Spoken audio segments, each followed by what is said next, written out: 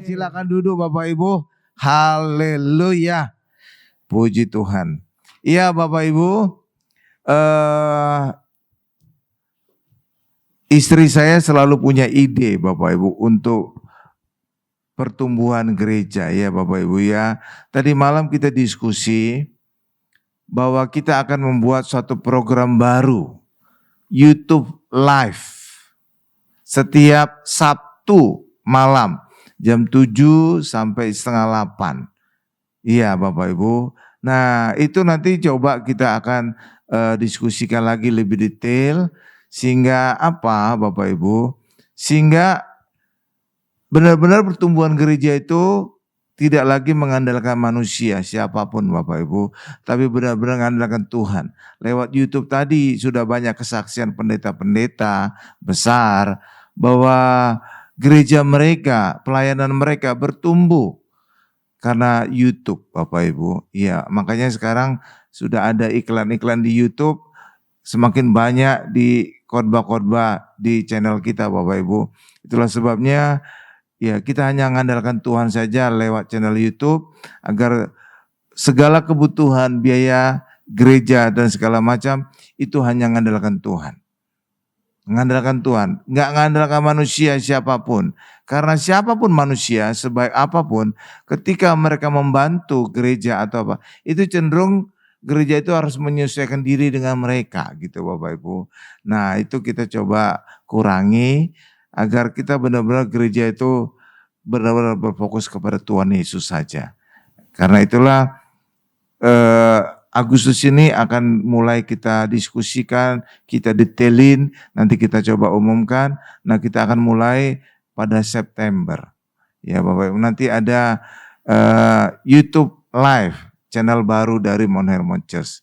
Ya Bapak Ibu ya. Ya. Dan saya juga mengundang untuk kita juga para penonton juga ya. Ketika ada iklan jangan skip dulu. Tunggu aja dulu ya. Itu akan menjadi berkat bagi gereja. Ya Bapak Ibu ya. Jadi karena apa? Saya punya visi seperti juga gembala saya yang lama. Kita akan punya beberapa cabang gitu ya. Nah itu perlu biaya. Tapi saya tidak berharap manusia Bapak Ibu.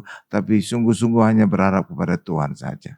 Ya Bapak Ibu. Nah dengan YouTube itu benar-benar demikian Bapak Ibu. Nggak ada ngandalkan manusia itu kan. Ya jadi benar-benar. Nanti live. Jadi topiknya tentang mujizat Bapak Ibu. Dan juga bisa minta doa gitu. Apakah ada masalah kesehatan, apakah ada masalah ekonomi, apakah ada masalah keluarga.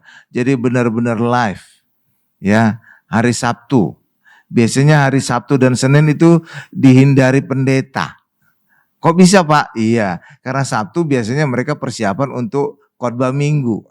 Kalau Senin, itu masa istirahatnya pendeta. Sudah capek pelayanan hari Minggu. Jadi biasanya Sabtu dan Senin itu hari liburnya pendeta umumnya Bapak Ibu. Tapi kalau saya agak lain ya. Karena saya tidak pernah menyiapkan khotbah sehari sebelumnya. Hari Sabtu, enggak pernah. Saya biasanya menyiapkan khotbah itu berbulan-bulan sebelumnya. Makanya hari Sabtu itu enggak masalah bagi saya. Karena ya itu Bapak Ibu. Jadi ya itu kebiasaan saya itu udah menyiapkan jauh-jauh hari. Khotbah sekarang ini juga sudah saya siapkan jauh-jauh hari gitu Bapak Ibu. Jadi enggak ada itu kebut semalam gitu. Hari Sabtunya siap-siap. Oh enggak ada itu. Itu enggak ada dalam kamus saya Bapak Ibu. Enggak ada. Kalau Ibu Odi tahu. Jadi setiap Senin itu biasanya saya udah ngirim catatan khotbah saya. Senin atau Selasa. Pokoknya enggak pernah hari Sabtu. Jarang-jarang gitu Bapak Ibu ya. Jadi ya beda lah saya dengan lain ya. Makanya hari Sabtu itu bisa dimanfaatkan untuk nanti YouTube live ya. Nanti bisa diikutin ya. Ada channel baru kita nanti ya. Ini nanti akan coba dimatangkan supaya benar-benar berjalan dengan lancar. Jadi ada pakai teknik-teknik gitu Bapak Ibu. Teknik-teknik video. Nanti saya ngelibatkan juga istrinya Pak Thomas, libatkan Ibu Odi gitu ya. Nanti ya gitu. Jadi pokoknya kayak ada acara-acara pendeta yang terkenal gitu Bapak Ibu. Kayak ada khotbah singkat, ada nyanyian dulu gitu Bapak Ibu. Ada pujian penyembahan dulu, baru khotbah singkat 15 menit, baru ada 2 berkat, ada kesaksian, mujizatnya juga gitu kan. Jadi bagus gitu Bapak Ibu. Live. Jadi bukan recording. Siaran langsung, iya live. Nah itu nanti ada perannya Bu Odi juga live-nya. Walaupun sebenarnya enggak 100% live. Kok bisa Pak? Iya, dengan teknologi YouTube bisa diakali gitu Bapak Ibu. Jadi persiapan pujian penyembahannya seperti Ibu Lolo nanti saya libatkan atau Pak Anto, ya mereka recordingnya di rumah. Di rumah aja Bapak Ibu. Nah itu nanti saya gabungkan. Jadi video musik, ya pujian penyembahan, saya gabungkan dengan khotbah saya. Itu khotbahnya juga di rumah gitu. Nah gitu, jadi tapi yang live itu Ibu Odi untuk jawab-jawab semua permintaan doa dan segala macam. Jadi ada setengah live lah gitu Bapak Ibu. Jadi enggak full live ya. Jadi itu teknik-teknik YouTube itu bisa kita terapkan gitu ya. Jadi praktis kan. Jadi nggak perlu semuanya ngumpul di satu tempat, di satu ruangan, baru rekaman, enggak. Kita pakai teknik-teknik, ya itulah. Jadi di rumah masing-masing rekamannya, baru nanti saya gabungkan kan, keren kan? Keren. Jadi Ibu Lolo juga nggak perlu ninggalkan rumah nanti, di rumah aja recording ya, gitu kan keren kan? Ya kan, nyanyi dia sambil main keyboard, bisa. Karena Ibu Lolo juga nyanyinya keren, dia juga pengajar vokal kan, keren kan. Jadi dia bisa vokal, dia bisa keyboard, itu Pak Anto juga demikian, dia bisa vokal, dia juga bisa keyboard. Makanya dua ini kandidat untuk pengisi musiknya, gitu ya. Jadi baru nanti saya khotbah singkat, baru Ibu Odi yang jawabin semua pertanyaan atau permintaan doa. Tapi Ibu Odi live. Gitu. Keren kan? Keren, kira-kira gitulah gambarannya ya. Tapi ya kita bisa support ya, kita ikut masuk, kita menyaksikan. Oke Bapak Ibu ya, itu kira-kira gambarannya ya. Jadi kita punya program baru nanti. Oke Bapak Ibu, ya. Oke, kita masuk kepada khotbahnya ya. Menarik nggak Bapak? Menarik ya. Iya, jadi gereja itu harus bisa mandiri. Nggak ada intervensi dari siapapun ya. Pokoknya gereja hanya bergantung kepada Tuhan Yesus saja. Oke Bapak Ibu ya. Iya. Dan ada beberapa pendeta sudah membuktikan hal itu. Ya. Jadi dengan acara live gitu bertumbuh banyak ya. Gerejanya bisa bertumbuh, pelayanannya bertumbuh. Luar biasa ya. Luar biasa. Jadi gitu Bapak Ibu ya. Ya, sekarang kita masuk kepada firman Tuhan. Nah, ini judulnya juga sudah diubah atas saran istri Bapak Ibu ya. Ya, sebelumnya judulnya adalah akhir zaman pada perjanjian lama. Akhir zaman bagian kedua. Tapi kemudian diubah menjadi tanda akhir zaman pada mujizat Nuh. Judul khotbahnya adalah tanda akhir zaman pada mujizat Nuh. Apa judulnya Bapak Ibu? Tanda akhir zaman pada mujizat Nuh. Iya, jadi peristiwa Nuh itu sebenarnya terjadi mujizat. Kenapa? Karena Nuh bisa selamat dari kebinasaan seluruh dunia. Dan karena itu adalah kebinasaan seluruh dunia, maka itu bisa dianggap peristiwa Nuh, air bah Nuh adalah akhir zaman pada perjanjian lama. Karena kan nabi semua kan, kecuali Nuh dan semua yang ada di dalam bahtera kan. Yang lainnya kan mati semua kan, yaitu akhir zaman. Karena habis semua. Benar nggak? Dan dipercaya juga peristiwa itu adalah untuk menghabiskan juga binatang-binatang purbakala, dinosaurus dan segala macam. Iya Bapak Ibu. Iya kan? Karena manusianya juga raksasa kan. Kalau saudara baca kisah Nuh ini, sebelumnya dikatakan bahwa itu ada manusia-manusia raksasa. Nah, kalau manusia raksasa, hewannya juga hewan raksasa. Ya enggak Bapak Ibu? Lah iya dong pasti tuh. Ya kan? Iya karena itulah disitulah mungkin masa hewan purbakala hidup. Tapi setelah air bah semuanya musnah. Ya kan? Dari itu bisa dianggap seperti akhir zaman pada perjanjian lama. Coba kita buka ayatnya, Kejadian 6 ayat 5 sampai dengan 8. Nah, jadi gereja itu harus punya banyak program ya. Harus kreatif. Iya dong supaya bertumbuh. Luar biasa. Kejadian 6 ayat 5 sampai dengan 8. Iya. Kejadian 6 ayat 5 sampai dengan 8. Nih saya bacakan ya. Atau kita gantian baca. Saya ayat 5, nanti Bapak Ibu ayat 6, saya 7 sampai nanti selesai ayat 8 ya. Oke, saya mulai ya ayat 5 dulu. Ketika dilihat Tuhan bahwa kejahatan manusia besar di bumi dan bahwa segala kecenderungan hatinya selalu membuahkan kejahatan semata-mata. Ayat 6 Bapak Ibu.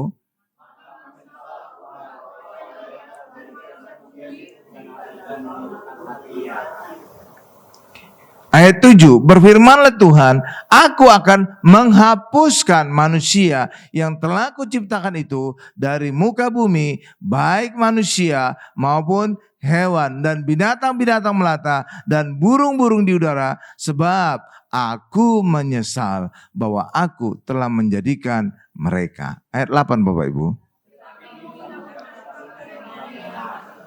Iya. Jadi Tuhan ingin membinasakan seluruh bumi. Manusia dibinasakan. Awalnya manusia Bapak Ibu. Karena apa? Karena manusia adalah pusat dari ciptaan Tuhan. Ya Bapak Ibu ya. Manusia ciptaan Tuhan. Dan itu terbukti. Yesus diutus untuk menebus manusia. Bukan menebus malaikat kan? Enggak kan? Menebus manusia. Tapi karena kejahatan manusia, maka Allah memutuskan untuk menghapuskan manusia dan segala makhluk yang di bumi. Wah, itu gawat itu Bapak Ibu ya. Iya kan? Iya. Tapi saudara lihat Nuh dan keluarganya itu terdiri dari 8 orang. Nuh, istrinya, dan 3 putra Nuh dan istri dari putranya. Maka totalnya 8 ya. Nah mereka selamat karena mereka mendapatkan kasih karunia Tuhan. Ya enggak Bapak Ibu? Dan kita juga nanti pada akhir zaman kita juga selamat karena kita juga beroleh kasih karunia Allah lewat kita percaya kepada Tuhan Yesus. Amin. Iya. Jadi peristiwa Nuh itu terulang lagi nanti pada akhir zaman. Makanya bisa dianggap peristiwa Nuh adalah akhir zaman pada perjanjian lama. Iya Bapak Ibu. Karena semuanya habis kan? Mati semua kan? Iya. Iya, cuma pada akhir zaman nanti yang di depan itu lebih dahsyat. Karena pada akhir zaman kelak itu nanti akan bumi baru dan langit baru. Iya kan? Iya, luar biasa ya. Jadi benar-benar musnah semua ya Bapak Ibu ya. Wow. Makanya Bapak Ibu, Allah itu bijaksana, Allah itu adil. Sebelum terjadinya akhir zaman nanti kelak, maka Injil harus diberitakan ke seluruh dunia. Supaya apa? Setiap orang yang percaya kepada Tuhan Yesus tidak binasa, melainkan beroleh hidup yang kekal. Selamat, gitu loh Bapak Ibu. Makanya harus Injil itu tanda-tanda akhir zaman yang terakhir adalah Injil harus diberitakan ke seluruh dunia. Jadi bukan tanda-tandanya ada perang-perang, bukan. Banyak peramal-peramal kan berkata akan terjadi perang dunia ketiga, akan terjadi ini dan itu dan ini. Itu gak akan memusnahkan manusia. Allah gak akan mengizinkan terjadi. Kenapa? Harus dipastikan dulu seluruh manusia mendengar berita Injil, berita dengan Tuhan Yesus, agar mereka punya pilihan. Ketika mereka percaya Yesus, mereka diselamatkan. Jadi adil. Tapi yang gak percaya ya binasa. Makanya tanda akhir zaman yang terakhir adalah Injil diberitakan ke seluruh dunia. Supaya apa? Supaya semua manusia beroleh kesempatan untuk percaya Yesus dan diselamatkan. Jadi Allah itu adil kan? Ya enggak? Coba kalau tiba-tiba akhir zaman aja sebelum Injil diberitakan ke seluruh dunia. Nanti ada orang protes. Loh Tuhan, saya kan belum dengar Injil. Kok saya ikut binasa? Kan gitu loh Bapak Ibu. Tapi ketika Injil sudah diberitakan ke seluruh dunia, nggak ada lagi protes-protes demikian. Kamu kan sudah dengarkan Injil, kamu nggak percaya ya, kamu memang layak untuk binasa. Gitu loh Bapak Ibu. Tapi semua orang punya pilihan, gitu ya. Makanya tanda akhir zaman yang terakhir adalah berita Injil. Kerajaan surga diberitakan ke seluruh dunia. Itu bukan perang-perang seperti sekarang. Banyak orang berkata perang-perang sekarang akan mengarah kepada perang dunia ketiga. Enggak. Kenapa? Kalau terjadi perang dunia ketiga, banyak senjata nuklir, dunia udah habis nanti. Habis Bapak Ibu. Karena senjata nuklir yang sekarang dipunyai Amerika dan Rusia saja, itu bisa memusnahkan dunia berkali-kali. Berkali-kali. Makanya itu nggak akan mungkin terjadi perang dunia ketiga ya Bapak Ibu ya. Pokoknya saudara lihat aja apakah Injil kerajaan surga sudah diberitakan ke seluruh dunia. Itu tanda terakhir. Amin. Bukan apa kata para ahli, apa kata pengamat. Mereka otaknya kan kecil Bapak Ibu. Semua manusia kan otaknya kecil. Nggak akan bisa melihat masa depan kan. Jangankan masa depan, jauh tentang akhir zaman. Tanya aja besok terjadi apa. Mereka juga nggak bisa jawab. Coba. Besok terjadi apa? Nggak ada yang bisa jawab. Besok aja nggak tahu apa yang terjadi. Apalagi masa depan. Makanya jangan percaya kepada mereka. Pengetahuan mereka terbatas. Benar nggak Bapak? Iya. Tapi kalau firman Tuhan itu tidak terbatas. Langit dan bumi saja bisa berlalu. Tapi firman Tuhan tidak akan berlalu. Ya enggak Bapak Ibu? Iya. Makanya percaya saja kepada firman Tuhan. Jadi akhir zaman ditandai dengan Injil kerajaan surga diberitakan ke seluruh dunia. Karena apa? Supaya orang beroleh pilihan, kesempatan untuk beroleh keselamatan, kasih karunia Allah. Amin. Gampang ya? Gampang, gak perlu pusing-pusing kita. Apakah akan terjadi perang dunia ketiga dan segala macam, gak perlu pusing. Manusia itu otaknya terbatas. Percaya saja firman Tuhan ya Bapak Ibu ya. Luar biasa ya. Jadi gitu ya. Jadi pada kisah Nuh bumi dibinasakan. Semuanya mati kecuali 8 orang dan hewan-hewan yang ada di dalam bahtera. Benar gak Bapak Ibu? Iya kan? Iya. Kecuali itu ya. Jadi mereka selamat. Ya, hal yang sama juga nanti pada akhir zaman, yang selamat siapa? Yang ada di dalam bahtera Tuhan Yesus. Itulah kita yang percaya Yesus. Jadi sama ya kira-kira ya. Iya. Nah, setelah air bah itu surut, maka bahtera itu terkandas. Terkandas di mana? Di mana tempatnya? Di Gunung Salak. Oh, bukan. Di gunung mana? Di pegunungan Ararat, ya Ararat. Itu punya arti Ararat itu ya Bapak Ibu ya, bukan rarat. Rarat itu bahasa Bataknya itu apa namanya? Ya jadi keterusan gitu, rarat gitu, keterusan gitulah. Dikasih hati minta jantung gitu, Bapak Ibu, keterusan gitu. Ya rarat itu artinya keterusan. Rarat itu orang artinya ya itu Bapak Ibu rarat ya, itu bukan bahasa Batak ya, itu bahasa Ibrani artinya nanti saya jelaskan ya, kutuk dibalikkan. Coba kita lihat dulu ayatnya Kejadian 8 ayat 4 ya. Kejadian 8 ayat 4 ini sudah ada di depan, saya bacakan ya. Dalam bulan yang ketujuh, katakan 7. Pada hari yang ke-17 bulan itu terkandaslah bahtera itu pada pegunungan Ararat. Iya Bapak Ibu. Saudara tahu tanggal-tanggal tulisan-tulisan di Alkitab itu pasti punya makna. Enggak ada tulisan yang tanpa makna. Bahkan nama-nama orang saja semuanya punya makna. Iya Bapak Ibu, semua orang punya makna. Nama-nama anak Yakub itu punya makna semua. Coba saudara lihat. Pada saat Ruben lahir, itu artinya apa? Pada saat Simon lahir, artinya apa? Ada artinya, Bapak Ibu. Iya, kayak misalkan Simon. Ya, Simon itu bisa juga dengan artinya kayak pelin-pelan. Simon Petrus, kan awalnya Simon artinya pelin-pelan, tapi kemudian namanya diubah oleh Tuhan Yesus menjadi Petrus, batu karang. Artinya dia pada akhirnya akan menjadi seperti batu karang, teguh gitu. Jadi ada artinya. Sama juga seperti Naomi. Naomi artinya adalah menyenangkan. Nah, ada nama Naomi di sini. Nah, itu artinya menyenangkan. Ya, Bapak Ibu. Jadi nama-nama di Israel sana semuanya punya makna. Jadi kecuali kalau orang bule itu berkata what is the name? Apa arti sebuah nama? Nggak ada itu. Orang Indonesia aja punya makna setiap namanya kan? Kenapa? Karena nama itu adalah doa. Benar gak Bapak Ibu? Ada gak orang tua menamakan anaknya Yudas Iskariot? Ya enggak. Kenapa? Karena tahu Yudas Iskariot itu pengkhianat. Enggak mungkin anaknya. Pasti nama anaknya nama orang-orang besar. Benar gak? Atau nama-nama di Alkitab. Benar nggak? Iya. Kenapa? Karena doa orang tua berharap anaknya akan seperti orang besar itu. Benar nggak, Bu? Jadi nama itu doa bagi orang Indonesia. Benar nggak? Jadi nggak asal kasih nama kan? Iya. Makanya hal yang sama juga di Alkitab. Nama-nama itu punya makna. Oke Bapak Ibu ya. Ya lanjut. Oh ya. Jadi pada tanggal dan bulan yang sama Tuhan Yesus disalibkan di bukit Golgota. Jadi bulan ke-7 pada hari ke-17.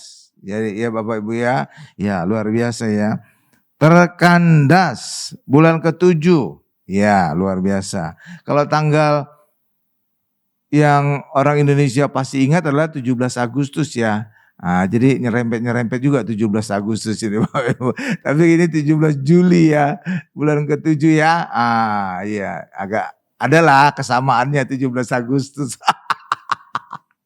Cocokologi. Ya Bapak Ibu ya luar biasa ya. Jadi gitu. Nah bahtera itu terkandas. Artinya bahtera itu terkandas apa? Murka Allah sudah mulai surut.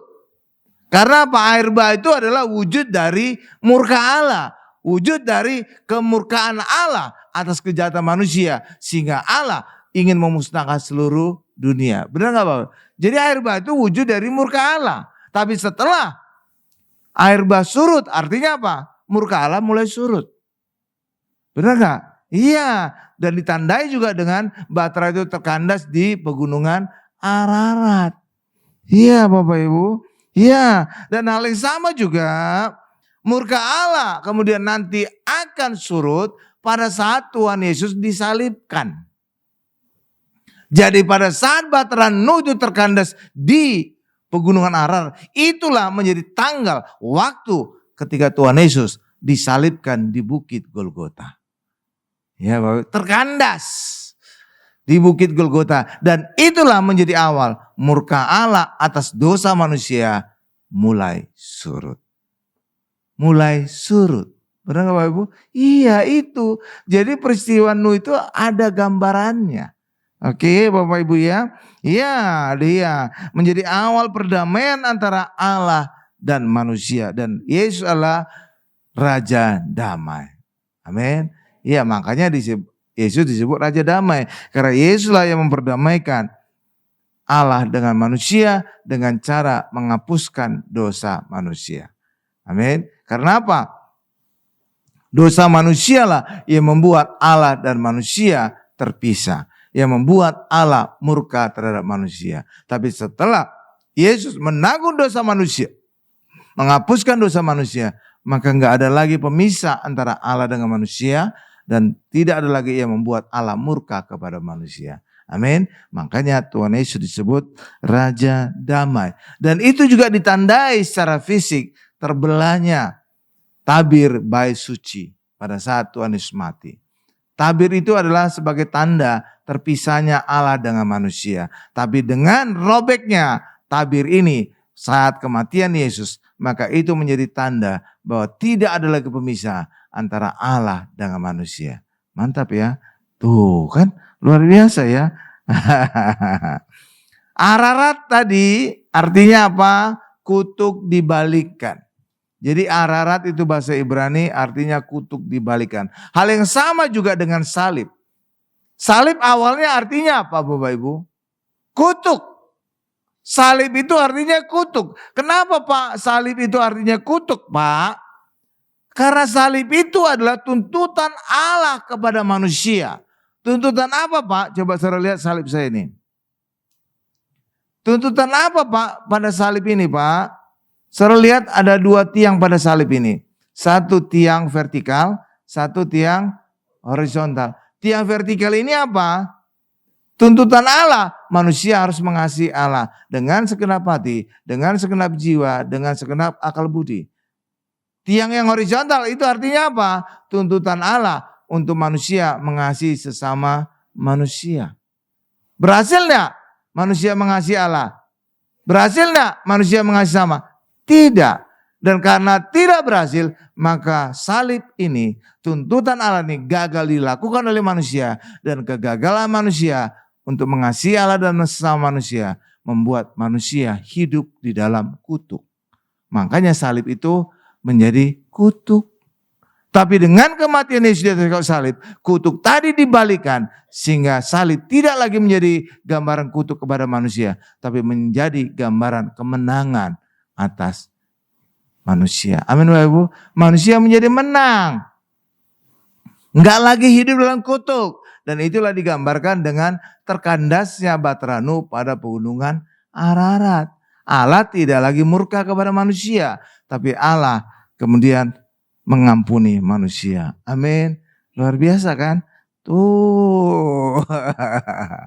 Dan itu dinyatakan juga di dalam Galatia 3 ayat 13. Ya Bapak, coba Bu Odi buka deh Galatia 3 ayat 13. Tiba-tiba saya terdorong untuk membaca ayat ini. Galatia 3 ayat 13. Nah, Galatia 3 ayat 13 saya bacakan. Kristus telah menebus kita dari kutuk hukum Taurat. Jadi hukum Taurat itu ada kutuk. Karena hukum Taurat itu tuntutan Allah kepada manusia. Dengan jalan menjadi kutuk karena kita. Sebab ada tertulis. Terkutuklah orang yang digantung pada kayu salib. Jadi salib itu awalnya kutuk. Kenapa? Karena ini adalah gambaran tuntutan Allah kepada manusia untuk mengasihi Allah dan mengasihi sama.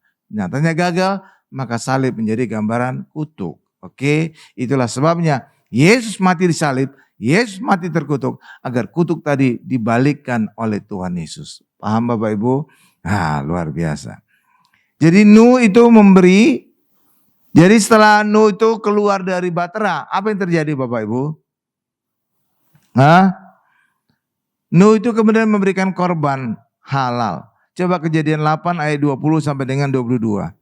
Kok tiba-tiba saya capek ya? Coba Kejadian 8 ayat 20 sampai dengan 22. Saya sudah nyiapkan bangku di sini Bapak Ibu. Kalau saya capek saya duduk aja. Kejadian 8 ayat 20 sampai dengan 22. Sudah? Oke Bapak Ibu. Ini saya bacakan ya.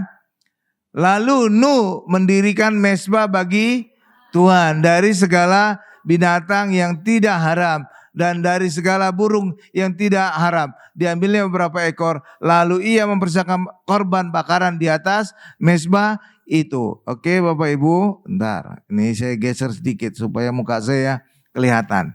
Nah ayat 21. Ketika Tuhan mencium persembahan yang harum itu, berfirmanlah Tuhan dalam hatinya, aku takkan mengutuk bumi ini lagi, karena manusia sekalipun yang ditimbulkan hatinya adalah jahat dari sejak kecilnya, dan aku takkan membinasakan lagi segala yang hidup seperti yang telah aku lakukan. Terus ayat 22. Selama bumi masih ada, takkan berhenti-henti musim menabur dan menuai, dingin dan panas, kemarau dan hujan, siang dan malam. Jadi ketika Nuh memberikan korban hewan halal, itu menjadi persembahan yang harum bagi Allah Bapak Ibu. Maka Allah tidak lagi mengutuk bumi.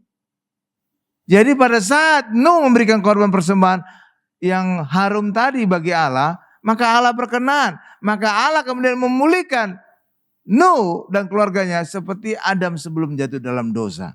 Kan luar biasa kan? Iya Bapak Ibu. Jadi luar biasa ya.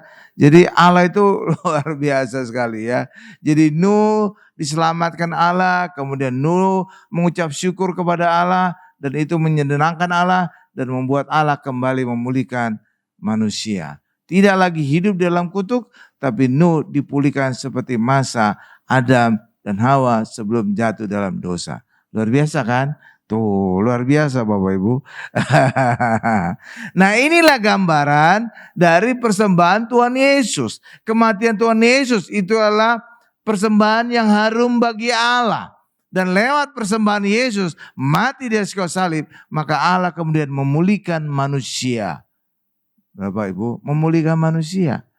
Apa bukti manusia dipulihkan kembali Bapak Ibu? Apa bukti? Buktinya kembali roh Allah pada manusia yang percaya kepada Yesus. Jadi harus orang percaya kepada Yesus. Orang yang tidak percaya Yesus, ya penebusan Yesus tidak berlaku.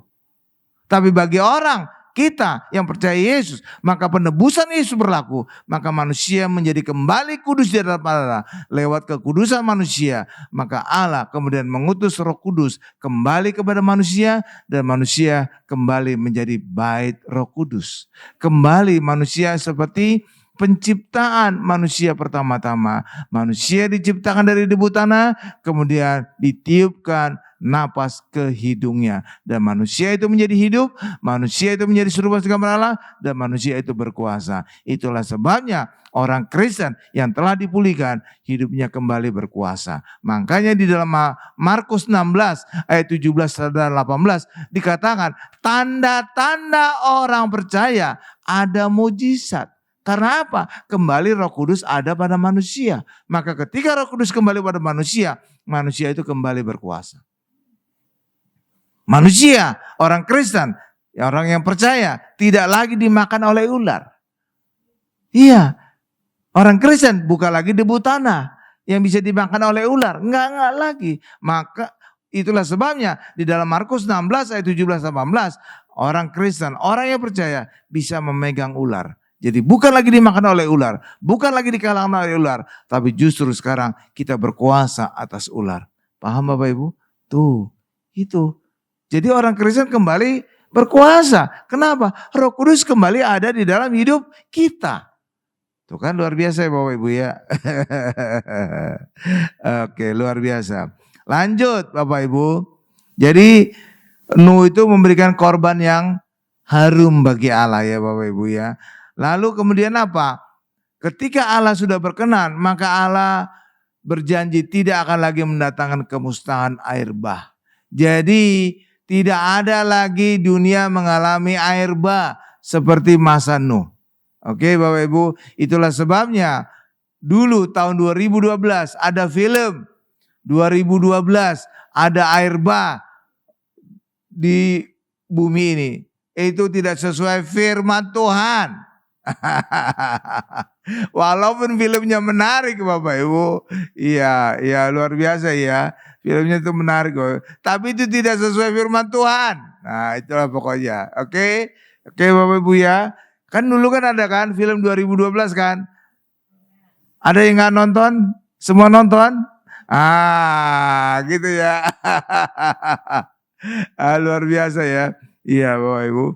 Iya jadi itu gak sesuai firman ya. Kenapa? Karena Alkitab berkata Allah tidak akan lagi memusnahkan bumi dengan air bah. Oke. Lalu nanti bumi pada akhir zaman musnah karena apa? Ya bisa yang lain. Bisa aja nuklir. Benar kan Bapak? Api. Nuklir bisa. Itu gampang sekali. Sekarang potensi juga ada. Coba lihat nuklirnya Amerika, nuklirnya Rusia. Itu bisa memusnahkan bumi berkali-kali loh Bapak. Iya. Nggak tahu mereka dulu tuh berlomba senjata nuklir untuk apa lagi. Karena apa? Ngapain berlomba kalau nuklirnya juga nggak pernah dipakai? Iya nggak? Emangnya nuklirnya pernah dipakai? Enggak kan? Benar nggak? Kan nggak pernah. Coba kalau ditembakkan satu, pasti akan ngundang lawannya lagi. Ya hancur semua. Jadi cuma satu aja mungkin udah hancur dunia ini. Iya kan? Artinya kalau nggak dipakai nuklirnya, ngapain dibuat? Lah logikanya aja gitu kan Bapak Ibu ya. Iya nggak? Saudara juga mengerjakan sesuatu. Kalau sia-sia, ya nggak ada gunanya. Buang-buang uang, buang-buang tenaga kan. Buang-buang waktu kan. Lah itu. Jadi aneh juga ya perlombaan nuklir tapi nggak pernah dipakai kan. Lah iya dong. Ya nggak pernah dipakai kan. Dan gak mungkin juga dipakai ya. Hancur nanti dunia ini kan. Iya dong. Iya. Jadi benar. Bagusan di stop. Biaya untuk membangun senjata nuklir. Ya untuk ekonomi lah. Membangun ekonomi kesejahteraan penduduknya. Itu kan lebih bagus kan. Lebih bermanfaat kan. Nah iya. Cuma ya itu. Zaman dulu kan Cuma gertak-gertakan aja. Woi saya punya 1000 senjata nuklir. Kamu berapa? 1000. Oh saya 2000. Lomba lagi. Tapi kan gak pernah dipakai. Cuma pamer-pamer doang. Iya gak Bapak? Iya cuma pamer-pamer doang. Lah apa gunanya? Padahal biaya membuat senjata nuklir aja bisa mahal sekali kan. Iya jadi memang harus diberhentikan gitu. Untung ya bisa berhenti ya. Jadi gitu ya Bapak Ibu ya. Jadi karena persembahan halal yang harum bagi Allah, sehingga Nuh dan keluarganya diberkati Tuhan, dipulihkan seperti awal dunia. Nah, janji bahwa Allah tidak lagi akan memusnahkan bumi dengan air bah, itu ditandai dengan pelangi. Saudara ingat masa kecil lagu Pelangi? Saya ingat, pelangi-pelangi, alangkah indahmu, merah kuning hijau di langit yang biru. Iya ya, berarti SD kita luar biasa berbagi. TK itu lagu TK dulu ya. Jadi lumayan ingat saya Bapak. Jadi pelangi Bapak Ibu itulah tanda dari Allah berjanji tidak akan memusnahkan bumi lagi, tidak akan murka lagi kepada dunia. Ya Bapak Ibu. Ya, jadi itu. Nah, apakah pada saat Tuhan Yesus disalibkan itu terjadi lagi pelangi? Harusnya ada. Kenapa? Karena pada saat Yesus disalibkan, saat itu Allah juga tidak akan lagi murka kepada manusia. Maka harusnya pada saat itu terjadi juga pelangi. Tapi Pak, Alkitab nggak ada menceritakan pada saat Tuhan Yesus disalibkan ada pelangi Pak. Kadang-kadang Alkitab itu membuat rahasia gitu Bapak Ibu. Jadi kita harus menafsirkannya. Tapi menafsirkan nggak ngawur ya. Harus ada dasarnya juga. Nggak asal-asalan gitu ya. Ya nggak? Iya dong. Di mana Pak muncul pelangi Pak? Ketika Tuhan Yesus disalibkan terjadi kegelapan. Benar gak Bapak Ibu? Kegelapan selama berapa lama? 3 jam. Coba buka Bu. Matius 27 ayat 45. Nah, kegelapan itu ada beberapa orang, ada beberapa pendeta menafsirkan gerhana matahari. Iya Bapak Ibu. Tapi saya tidak setuju pendapat itu. Kenapa? Nih kita lihat aja. Harus ada ininya ya. Coba kita baca dulu ayatnya, nanti saya coba jelaskan. Matius 27 ayat 45. Sudah di sana atau mau kita baca sama-sama lah supaya saudara juga menghayati. 1, 2, 3. Mulai dari jam 12 kegelapan meliputi seluruh daerah itu sampai jam 3. Jadi ini tengah hari. Tengah hari ya Bapak Ibu ya, jam 12 sampai jam 3. Benar nggak? Tengah hari kan? Dikhotbahkan oleh pendeta hari. Ah, pas lah itu. Cocokologi. Ya kan? Kegelapan kan Bapak Ibu ya. Kan jam 12 sampai jam 3 kan? 3 jam. Makanya ini bisa ada penafsiran. Oh itu gerhana. Iya kan? Saudara pernah dengar juga ya ada penafsiran demikian ya. Tapi saya tidak setuju itu. Saya justru berpikiran ini bukan gerhana tetapi mendung yang demikian tebal. Kenapa? Karena tidak lama kemudian setelah mendung ini turun hujan. Bapak Ibu, turun hujan kan? Dan setelah turun hujan, apa yang terjadi? Terjadi pelangi. Kenapa bisa Pak terjadi pelangi? Kalau hujan tengah hari, maka sinar matahari itu akan dipantulkan oleh titik-titik air hujan. Dan itulah akan membentuk pelangi. Itulah sebabnya kalau saudara perhatikan, kalau ada di daerah saudara terjadi hujan tengah hari, pasti terjadi pelangi. Pasti itu. Pasti. Nah, tapi kalau malam kan enggak ada sinar matahari kan. Mana mungkin ada pantulan lagi sinar matahari malam kan. Makanya kalau hujan malam ya biasa aja. Tapi kalau siang, tengah hari, apalagi jam 12, saudara perhatikan, langit pasti ada mata itu pelangi. Pasti. Kenapa? Titik-titik air hujan tadi akan memantulkan sinar matahari. Dan itulah yang akan membentuk pelangi. Benar Bapak Ibu? Jadi itu kegelapan jam 12 sampai jam 3 ini, itu adalah mendung. Dan setelah mendung terjadi hujan. Dan setelah hujan, maka terjadi pelangi. Jadi hujan di tengah hari pasti terjadi pelangi karena sinar matahari tadi akan dipantulkan oleh titik-titik air hujan. Amin Bapak Ibu. Ya, iya. Jadi itu. Jadi ada dasar ilmiahnya. Nggak asal-asalan gitu Bapak Ibu. Iya, coba saudara perhatikan lah. Iya gitu Bapak Ibu. Oke, jadi ada pelangi ya.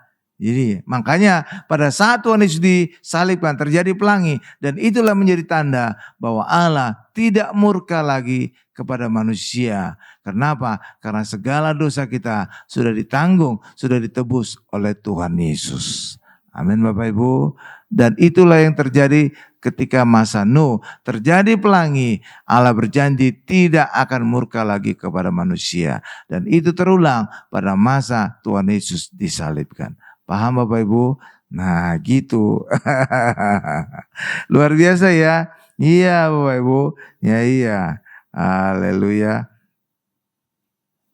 Jadi Tuhan Yesus itu pada kitab Yesaya sudah dinubuatkan penderitaannya Bapak Ibu.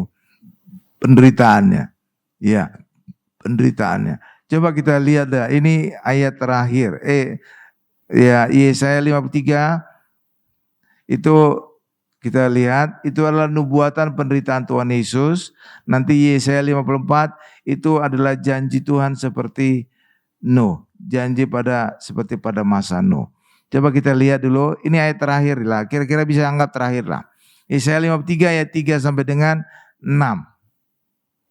Ya, oke. Ya kita baca sama-sama lah. Saya suka sama-sama kita baca supaya Bapak Ibu aktif gitu ya, nggak ngantuk-ngantuk. Saya baca ayat 3, Bapak Ibu ayat 4, saya baca ayat 5, Bapak Ibu ayat 6 ya. Oke, ya saya baca dulu ayat 3. Ia dihina dan dihindari orang, seorang yang penuh kesesaran dan yang biasa menderita kesakitan.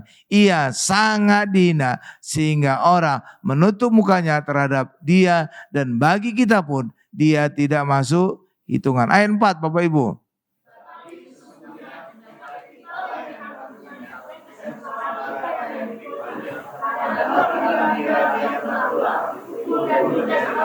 Ayat 5.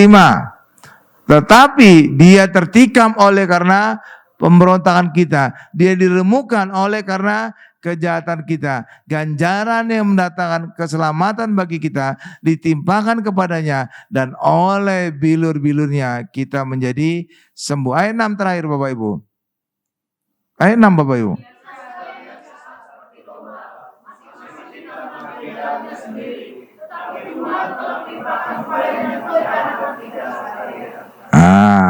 Coba ayat 4-nya kembali Bu, ayat 5-nya.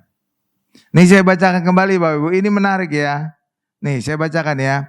Tetapi dia tertikam oleh karena pemberontakan kita. Harusnya kalau kita memberontak, siapa yang dihukum? Kita. Tapi buktinya Yesus yang menanggung hukuman kita. Lanjut. Dia diremukkan oleh karena kejahatan kita. Yang jahat siapa? Kita. Harusnya kita yang diremukkan. Nyatanya Yesus yang diremukkan. Seperti itu. Ganjaran yang mendatangkan keselamatan bagi kita ditimpakan kepadanya. Dan oleh bilur-bilurnya kita menjadi sembuh. Jadi oleh bilur Yesus kita menjadi sembuh. Sebenarnya bukan, itu kan oleh bilur-bilurnya kita menjadi sembuh. Itu kan kesannya jamak ya. Benar gak Bapak Ibu? Ya kan, bilur itu terkesannya jamak. Sebenarnya gak demikian faktanya Bapak Ibu. Kenapa bukan jamak Pak? Bukankah Yesus itu dicambuk banyak kali Pak? Bukankah terjadi luka-lukanya banyak sekali Pak? Iya. Kalau lukanya masih bisa dibaca, masih bisa dilihat, masih bisa dihitung, benar bilurnya itu jamak. Tapi kalau kita lihat faktanya, mungkin ya Bapak Ibu, kan kita kan gak ada zaman dulu kan. Ya Bapak Ibu. Tapi ada ayat lain berkata bahwa dia dicambuk seperti dibajak. Jadi sebenarnya punggung Yesus tidak lagi utuh. Tapi sudah bolong. Karena sudah kelihatan tulang-tulangnya. Kalau punggung Yesus sudah bolong, sudah hancur, udah kayak tetelan daging. Maka gak bisa lagi dihitung. Dan karena tidak lagi bisa dihitung, maka tidak bilur-bilur. Tapi bilur saja, tunggal. Kenapa? Sudah hancur, gak bisa lagi dihitung. Kalau seandainya masih ada punggung Yesus, masih bisa dihitung, benar. Bilurnya itu jamak. Tapi kalau udah hancur, saudara nggak bisa ngitung lagi. Saudara lihat itu? Jadi faktanya punggung Yesus itu udah hancur. Dan karena hancur, maka sebenarnya bilur Yesus itu harus tunggal.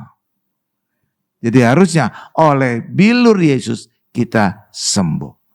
Jadi bukan oleh bilur-bilur Yesus kita sembuh, enggak. Kenapa? Karena sudah tidak bisa lagi dihitung bilurnya Yesus. Karena sudah hancur punggungnya Yesus.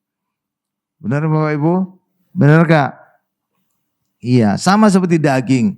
Saudara bisa menghitung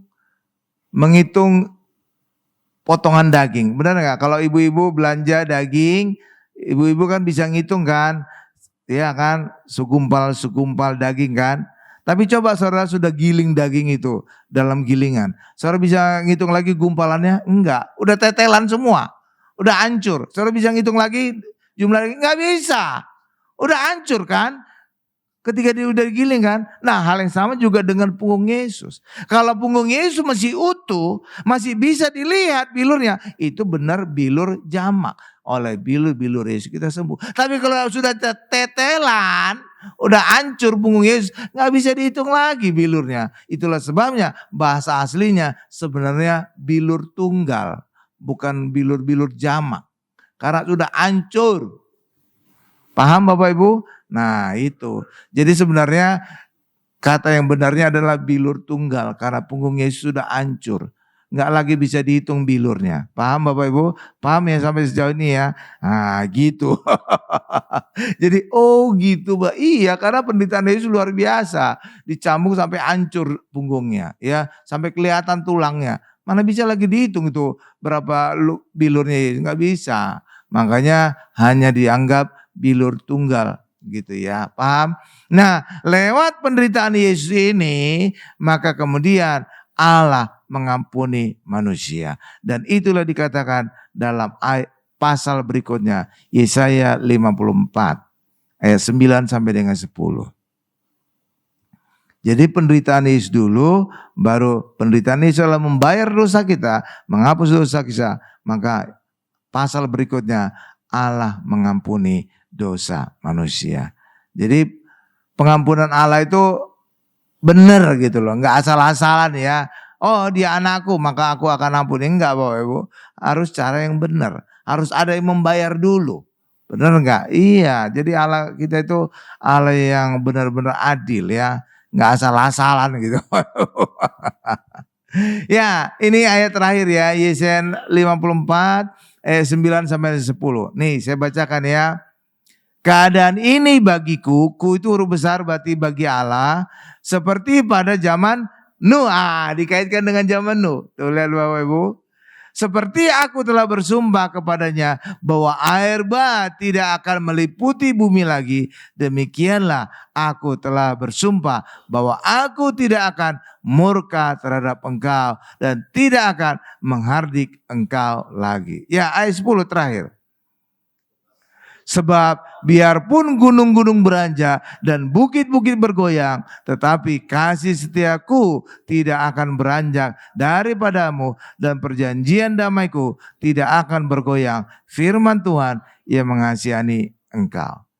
Jadi gitu, jadi Allah mengasihani setelah terjadi pembayaran dulu atas dosa kita. Dan itu dilakukan oleh Tuhan Yesus lewat menderita dan mati di atas kayu salib. Jadi pembayarannya benar ya.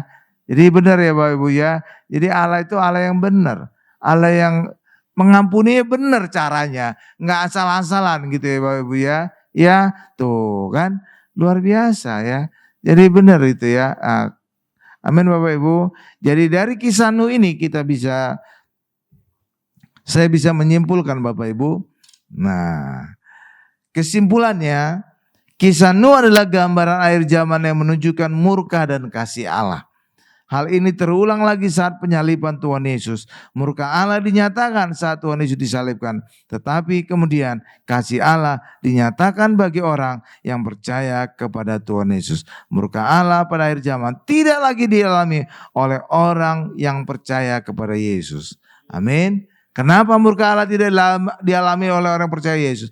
Karena Yesus telah menanggung dosa kita dan telah menjalani hukuman dosa kita di atas kayu salib. Amin Bapak Ibu, kita tundukkan kepala kita.